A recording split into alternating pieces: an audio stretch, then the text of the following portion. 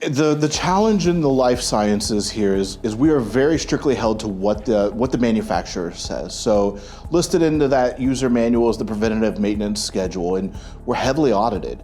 And we surely better meet that regulation and exactly what it says in there, or we're going to get a citation.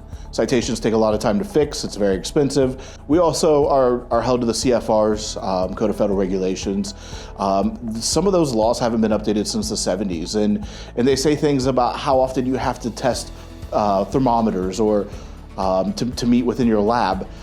And those regulations could probably be laxed out quite a bit.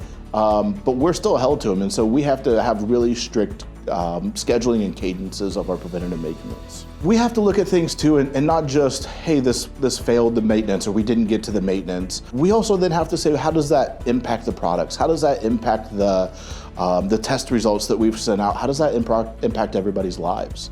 And so it's not just, this is the products we're using and the blood that we're making, it's going out the door fast, because there's a huge need for that. A good CMMS keeps us on track for that, and to make sure that those products can get out the door. That we really needed a system that was CFR 21 capable. That was one of the reasons that we went with Fluke and eMaint.